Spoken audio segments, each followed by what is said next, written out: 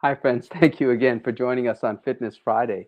And today we'll be speaking with Carly Walker, from New England Nutrition Advisors, and she's talking to us today about why incorporating more plant-based foods into our diet can actually improve our health. Carly, welcome. Thank you so much. Glad to see you again. Good to see you too. So, yeah, today I'm going to be talking about the importance of adding in plants to our diet. Um, I feel like that's something that's kind of fallen through the cracks as far as eating balanced um, foods. So, I think making sure that we're getting great doses of veggies and plant based proteins and whole grains is definitely something that can overall impact our health. Um, all of these foods contain something called fiber, which is a type of carbohydrate that our body can't digest. And fiber has a number of important jobs in our body. So it provides regularity. So in our gut, it helps keep things moving, help have normal bowel movements and satisfying bowel movements. It also helps provide fullness. So keeping our stomachs full and satiated for at least 3 to 4 hours is a good goal to have. And plants provide that, same like the fiber that are in plants provides that. Fiber is also great for heart health. So it helps reduce blood pressure, high cholesterol. By incorporating in those types of foods, it can help achieve that diet that you need to help with your heart. And then for blood sugar regulation, so for anybody who has type 1 or type 2 diabetes, the more fiber that you have in that meal, the more stable your blood sugar will be. And even if you don't have diabetes, blood sugar regulation is great to help avoid big crashes later on in the day. So fiber is one of those big things that can help with that. And then another great thing about plants is how colorful they are. So I always joke and say you should be eating the rainbow throughout the day. So the more colors that you're incorporating into your diet, those are all indicative of different vitamins, minerals, and antioxidants that your body's getting compared to, let's say, if you were just eating white bread, white pasta, waffles, cookies. There's not a whole lot of color going on there. So there's not a whole lot of vitamins, minerals, and antioxidants. Whereas if you're eating an orange for breakfast and some salad for lunch and then some broccoli or eggplant for dinner, you're getting a nice assortment of colors of the rainbow. So you're getting a nice assortment of vitamins, minerals, and antioxidants. That is kind of the biggest thing that plants provide us. And it sounds kind of overwhelming to say eat more plants, but I always have people take a step back and look at where they are now. So rather than setting a goal of, oh, I'm going to have these big, huge salads at every meal and I'm going to be adding in veggies at breakfast, like maybe take a step back and say, okay, well, my dinner is something that's very, very stable. And that's something that I can add in a serving of veggies to. And once that meal becomes more stable and you have veggies regularly, maybe increase it to lunch and say, okay, lunchtime.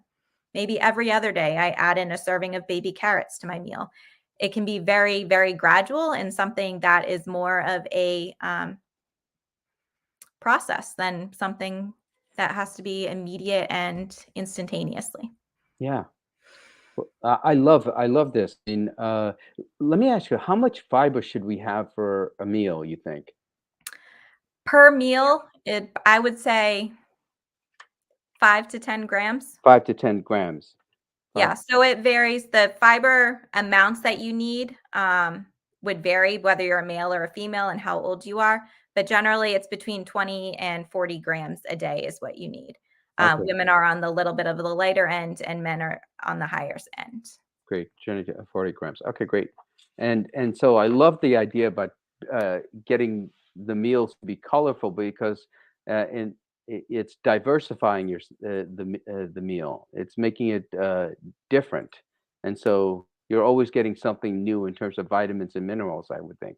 Right, exactly. And that's kind of one of the benefits of saying, okay, I'm going to eat the rainbow. It's Yeah. something easy that you can say, okay, I already had a green vegetable today. Maybe I can add some orange, or just looking at your plate and saying, okay, I have a lot of bland looking chicken. I have a lot of bland looking rice. What can I do to add some color to this plate? It's kind of a good way of thinking, and it works great for kids too. So if you have grandkids at home, saying, okay, we're going to eat the rainbow today is kind of a fun way to get them to Yeah. jump in on it. Well, I remember when I was a kid, I used the rainbow meant jelly beans. Those can work too, but maybe not all the time. Well, and actually not only when I was a kid, even up till like 5, 6 years ago. Yeah, exactly. Uh, and so, all of this, like, the fiber, the plants, they're all. It's really about the gut health. I mean, you're talking about regularity and how, and then also the absorption of minerals from these. So, gut health is really important, I think, right? Yeah, exactly. And it's actually becoming a more and more studied topic because we are figuring out just how much our gut impacts the rest of our body. So, usually when we think of gut, we just think of, for lack of a better word, pooping. Like that's what we think of when we think of gut health. But they're actually finding that it affects our immune system, it affects our brain health. It is actually intertwined in the majority of our bodily functions. So, by eating more fiber, that's actually feeding the good bacteria that's in our gut.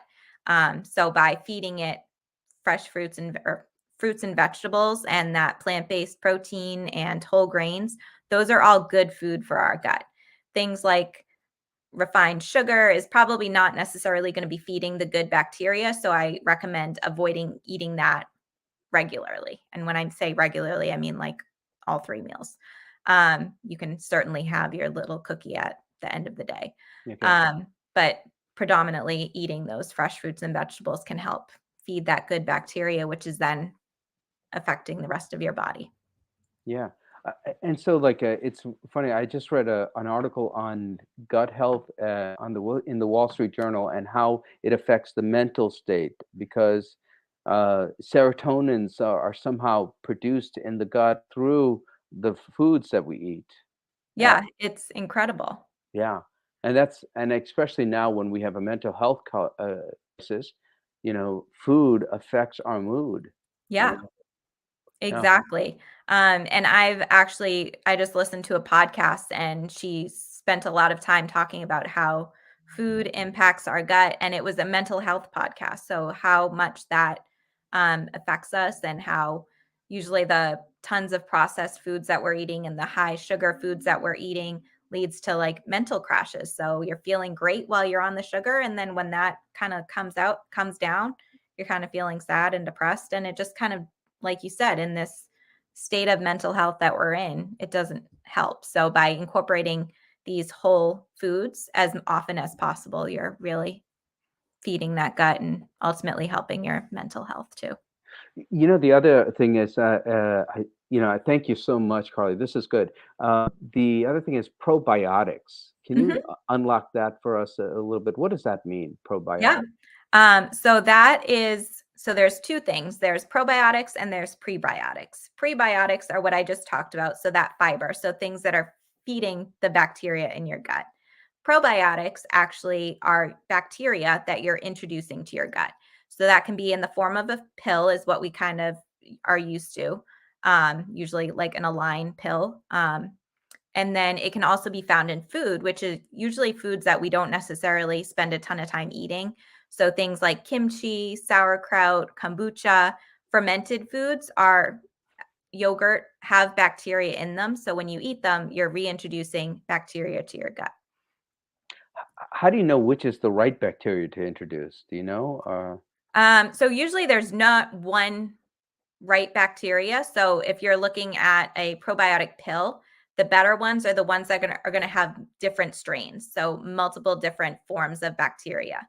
And that's the same thing with those whole foods that you're eating. So the kimchi, the sauerkraut, the yogurt, those will have a bunch of different strains of bacteria that you're introducing. So you're getting a nice assortment of them. Wow. Okay. Excellent. Excellent. Super. Um, and then the other thing is about gluten. What about gluten? Yeah. So if you ask any dietitian, gluten is the bane of our existence because a couple of years ago, that was a very trendy thing to cut out of your diet. And media really ran with it and said, oh, well, it's bad for your gut. It's bad for your health. You should avoid gluten. So We were just kind of inundated with that statement. And in actuality, gluten is a protein that's found in wheat products. So it's in wheat bread, white bread, pasta, um, cakes, cookies, things like that. And what it does is it gives like the spongy feel to foods. And there's actually a population with people who have celiac disease. And those are the people that need to stay away from gluten. Those are the people that are really impacted by gluten. They can't tolerate it. So those are really the only population of people that I recommend cutting gluten out. The general population is absolutely fine to have gluten. So I say if you feel great eating it, then absolutely keep it in. I think a lot of the times we gravitate towards those gluten-free products in the store thinking, oh, it's gluten-free, so it must be healthy. And that's not often the case. Yeah, it doesn't taste good either. Right, exactly. So like I said, the gluten provides like that soft, spongy feel. So if you've ever had a piece of regular bread compared to a piece of gluten-free bread, Yeah, it's night and day. Like the gluten-free bread is very tough and hard, and it's hard to find a good piece of gluten-free bread. So I really feel for people with celiac disease just because it impacts them so much. yeah. Um, and then same thing with like gluten-free cookies. Just because it says gluten-free doesn't mean that it's should be part of your diet. It doesn't make it inherently healthier than the Yeah. regular cookie that you're eating. And I'm sure some gluten-free products are really delicious, and I sometimes say bad priests for saying Yeah. I didn't mean it. Well, Yes, exactly. well, Carly, thank you for this information. It's been very informative, and I'm looking forward to our next session. Yes, me too. Thank you for having me. All right, God bless you.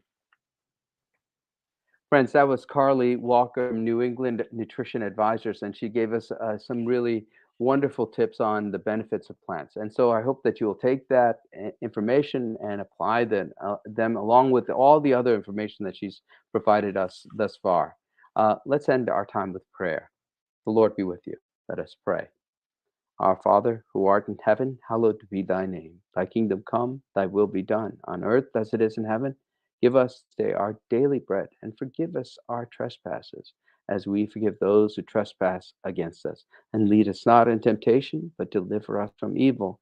For thine is the kingdom, and the power, and the glory, forever and ever. Amen. Friends, go in peace to love and serve God, spread the light of Christ, be fit on this Fitness Friday, and also throughout the week.